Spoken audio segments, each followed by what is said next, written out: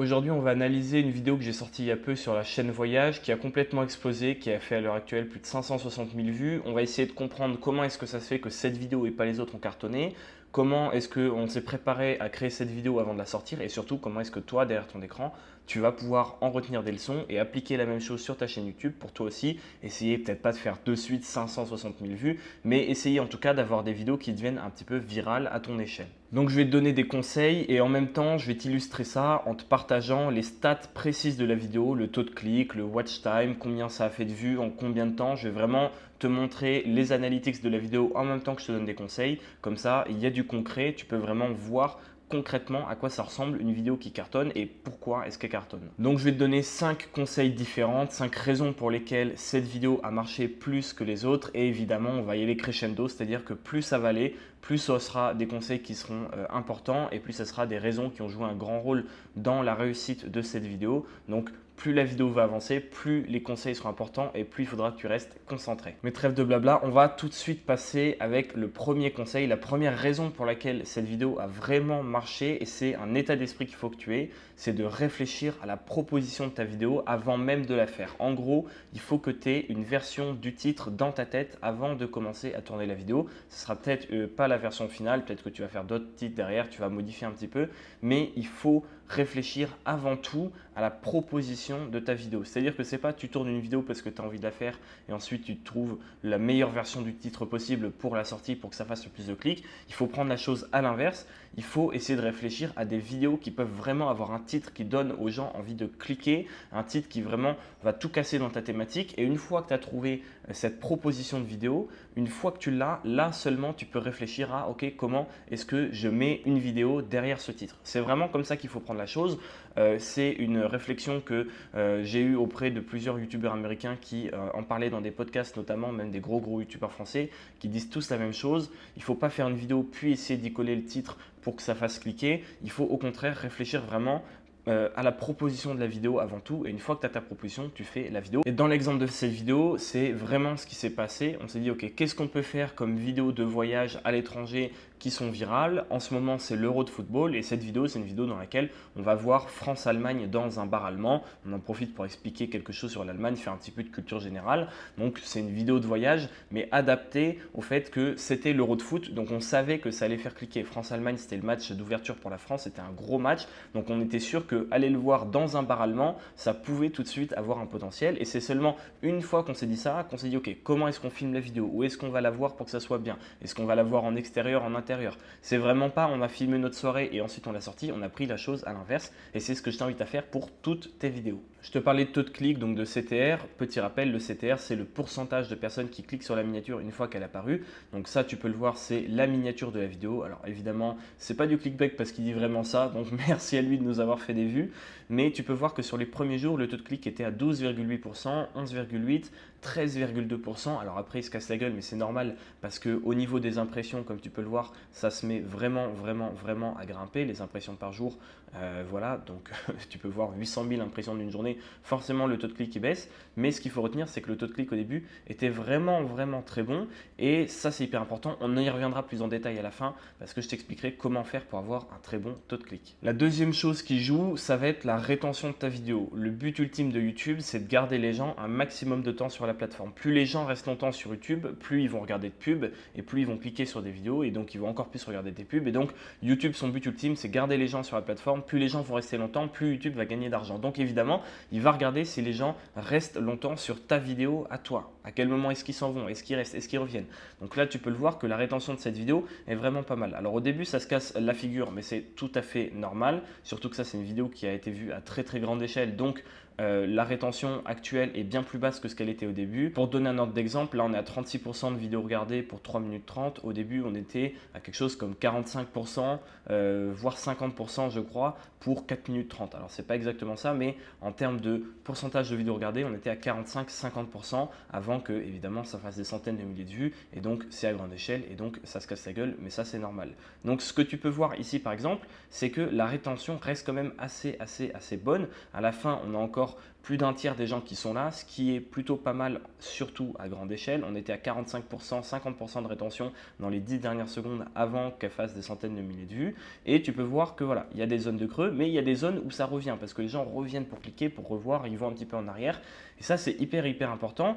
Et pendant le montage, concrètement, ce qu'il faut faire dans ta vidéo, et c'est ce qui s'est passé ici, c'est qu'il faut éliminer tout ce qui n'est pas nécessaire. Comme tu peux le voir, cette vidéo, elle fait 9 minutes 30.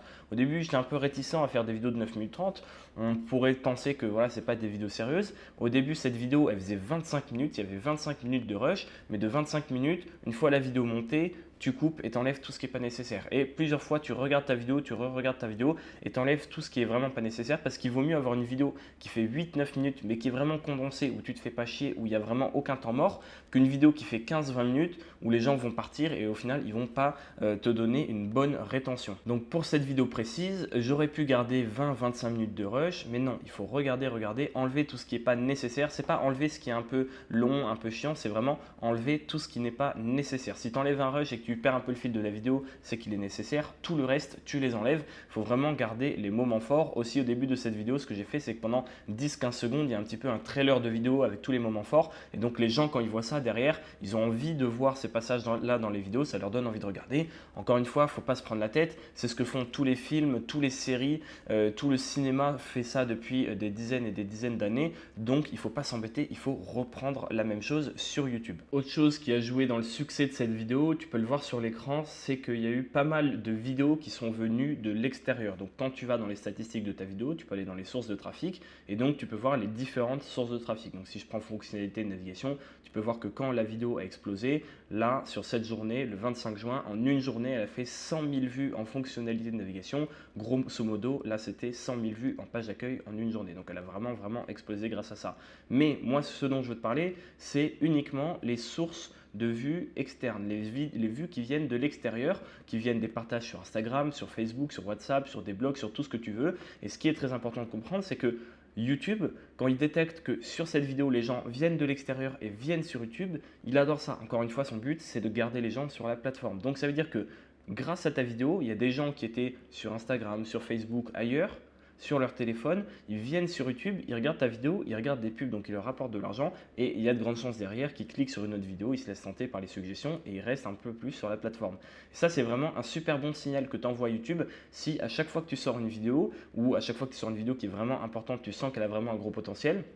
Tu la partages un petit peu partout et aujourd'hui avec les réseaux sociaux, c'est pas si compliqué que ça de partager ces vidéos, surtout si c'est vraiment de temps en temps quand tu sais que c'est une vidéo qui a un gros potentiel et c'est hyper important. Tu peux voir que le premier jour par exemple, elle a fait 118 vues en source externe parce qu'elle a été partagée partout, puis 50, c'est baissé, etc. Et puis après, quand elle s'est mise à refonctionner, à vraiment bien marcher, juste avant, tu peux voir que encore une fois, il y a des centaines et des centaines de vues qui viennent de l'extérieur. Alors évidemment, tu le vois ici, hein, sur 530 000 vues, 540 000 vues, parce qu'il manque quelques stats, il manque celle d'hier je crois, il n'y en a que 1000 qui viennent des sources externes. Donc tu le vois ici, c'est 0,2% des vues. C'est pas grand chose. Mais au début, ça représentait une bonne proportion parce que la vidéo n'a pas explosé le jour même. Au début, le premier jour, c'est 118 vues de sources externes. C'était assez important. Et ça, c'est vraiment bien parce que ça envoie des bons signaux à l'algorithme YouTube. Quatrième conseil avant le cinquième qui est vraiment le plus important de toute la vidéo, c'est que cette vidéo, elle était d'actualité. Comme je l'ai dit, c'était l'Euro de foot, c'était le match France-Allemagne. Et on n'a pas attendu le lendemain ou le surlendemain pour la sortir. Si tu veux, le match c'était, je crois, le mardi soir à 21 h. De 21 h à 23 h, il y avait le match à peu près. Ensuite, j'ai fait du montage de 4-5 heures du matin à 10 h. 4-5 heures de montage en pleine nuit. On avait vraiment fait la fête la veille, donc je ne vais pas te passer les détails, mais j'avais assez peu dormi. Je n'étais pas dans mon meilleur état, mais je savais que c'était important de se lever, dormir que 2 heures, se lever, faire du montage pour que la vidéo sorte tant que c'est encore chaud, tant que c'est encore d'actualité, tant que les gens vont encore taper France-Allemagne sur YouTube parce qu'ils veulent voir le résumé. Et donc ça, c'est aussi un facteur qui compte, faire des vidéos sur des sujets d'actualité. Donc tu peux le voir sur l'écran ici. Tu peux utiliser TubBuddy, donc moi j'ai la licence pro, mais tu peux utiliser une licence gratuite également. Et dans TubBuddy, ça va te permettre de trouver quels sont les sujets d'actualité sur YouTube. Si tu ne connais pas TubBuddy, c'est un outil qui est juste indispensable pour grossir une chaîne YouTube. Ils ont des offres payantes, des offres gratuites. J'en ai déjà parlé plein de fois sur la chaîne. Je te laisserai aller regarder les vidéos qui en parlent plus spécifiquement. Mais quand tu vas dans Keyword Explorer, il va te proposer What's Trending. Donc tu peux même choisir dans quel pays. Si par exemple tu habites en Allemagne, tu peux voir quels sont les sujets qui sont vraiment d'actualité sur YouTube en Allemagne. Mais si tu es en France, tu cliques tout simplement sur France et tu peux voir que voilà, en ce moment, les résultats du bac 2021, c'est vraiment trending. Jeff Bezos aussi, Gendouzi, etc., etc. Le pape François, si tu veux faire des vidéos sur le pape François, c'est le moment, c'est maintenant. Ça, c'est des mots-clés qui sont trending et quand tu cliques dessus, ça te donne un petit peu plus de détails. Ça va te donner voilà, les mots-clés que tu peux mettre avec. Ça peut te donner les vidéos qui sortent en premier si tu cliques ici par exemple. On ne va pas s'éterniser sur TopBuddy, mais juste pour t'expliquer que c'est important d'avoir, si possible, un petit peu d'actualité avec tes hashtags, avec tes mots-clés et saisir un sujet qui est trending sur YouTube, qui est d'actualité et en faire une vidéo. Alors, ce n'est pas toujours facile en fonction de ta thématique, mais le plus intelligent à faire, c'est prendre quelque chose qui n'est pas forcément dans ta thématique et le lier. C'est exactement ce qui s'est passé avec cette vidéo. Elle est sortie sur une chaîne de voyage, donc le but c'est de faire des vidéos de voyage, c'est pas de faire des vidéos de foot. Et pourtant, ça se marie bien parce que c'est pas France-Allemagne depuis la France, c'est France-Allemagne en Allemagne. Donc ça allie un petit peu un sujet d'actualité qui était le match et ça allie aussi le voyage qui est la thématique de ma chaîne voyage. D'ailleurs, je t'invite à aller la suivre. Tu as juste à taper Louis Laborde Voyage sur YouTube. Je vais faire plein de vidéos dessus, 1 à 2 par semaine normalement. Donc si tu ne me suis pas encore dessus, c'est le moment d'y aller. Mais tout ça pour dire que essaye, peu importe ta thématique, de prendre des sujets qui sont d'actualité et d'en faire des vidéos. Il y a quelqu'un qui fait ça très bien, c'est Victor Ferry sur YouTube. Je te laisserai aller regarder. Il fait vraiment ça hyper bien et ça marche. Dernier conseil, le plus important de cette vidéo, s'il y a une seule chose à laquelle tu dois faire attention, une seule stat que tu dois vraiment bichonner,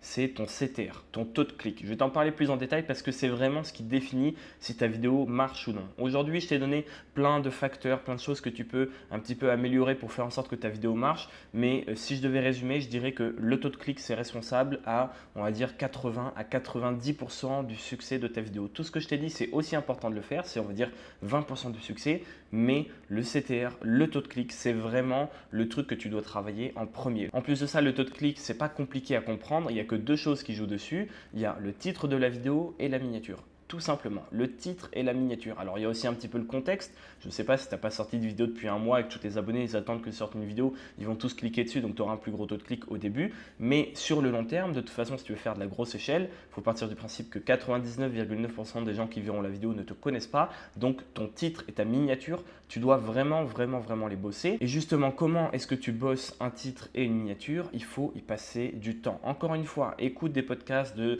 personnes qui ont des grosses chaînes YouTube en France avec plusieurs millions d'abonnés. Aux États-Unis, pareil, ils te diront tous que eux, leur école, c'est simplement passer plusieurs heures à réfléchir au titre des vidéos et faire des tonnes et des tonnes de versions différentes de miniatures pour trouver celle qui fait le plus cliquer. Bon, celle-là, je pense que c'est pas très compliqué de comprendre pourquoi est-ce que la miniature fait cliquer. Il y a aussi un petit peu de réussite, mais le titre, par exemple, c'est France-Allemagne en direct d'un bar allemand. Tu le vois, il s'affiche. Ce titre-là, je ne l'ai pas réfléchi tout seul, je l'ai réfléchi avec la personne avec qui j'ai fait la vidéo et on y a passé du temps. On y a réfléchi pendant plusieurs jours, même plus que ça, à trouver des idées, à les poser, à revenir dessus le lendemain, à les poser, à revenir dessus le lendemain pour arriver à une version courte, compacte, efficace, d'un titre qui donne le plus envie de cliquer possible pour une même vidéo. Donc ça, c'est vraiment hyper important, le taux de clic. Et qu'est-ce qu'un bon taux de clic? Tu te poses peut-être la question. Ça dépend. Ça, par exemple, un taux de clic de 12,8, puis 11,8, puis 13,2 sur les 3 premiers jours, c'est le meilleur taux de clic, je pense, que j'ai jamais eu sur YouTube, surtout que ce n'était pas non plus à petite échelle. Donc si tu sais qu'à grande échelle, et j'entends par grande échelle plusieurs milliers d'impressions, tu es à 12-13% de taux de clic, tu sais que ta vidéo va vraiment faire des vues. Après, je crois que le taux de clic moyen sur YouTube, ça doit être 3 ou 4%. Donc si tu es déjà à 7, 8, 9%, c'est déjà vraiment un bon taux de clic. Moi, ce que je me disais sur cette chaîne business, c'est qu'à partir de 10% de taux de clic, tu sais que la vidéo va vraiment bien marcher. Là, 12-13%, tu sais qu'elle va être virale. Et après, comme tu peux le voir, j'ai pas changé le titre ni la miniature, mais le taux de clic s'est mis à descendre. Et ça, c'est normal. Aucune vidéo ne fait plusieurs millions de vues et reste au même taux de clic, tout simplement parce que tu peux le voir, mais il y a beaucoup plus d'impressions. C'est-à-dire que quand ils montrent ta vidéo à quelque chose comme 5000, 1200 personnes par jour, ça va, tu peux avoir un gros taux de clic. Mais quand c'est ici 800 000 personnes qui voient ta miniature par jour, forcément, c'est à grande échelle. Donc forcément, le taux de clic, il va finir par baisser. Maintenant, si tu penses que cette vidéo t'a appris pas mal de choses, je te laisse cliquer sur le premier lien en description parce que j'ai une formation détaillée de plusieurs heures qui te prend des choses sur l'algorithme YouTube, bien plus que ce que je viens de t'apprendre dans cette vidéo. Là, c'est vraiment le b.a-ba. Donc, si ça t'intéresse et que tu as envie rapidement d'avoir des résultats sur YouTube, je te laisse cliquer sur le premier lien dans la description. Tu auras toutes les infos dont tu as besoin. Je te dis merci d'avoir regardé cette vidéo et à la prochaine.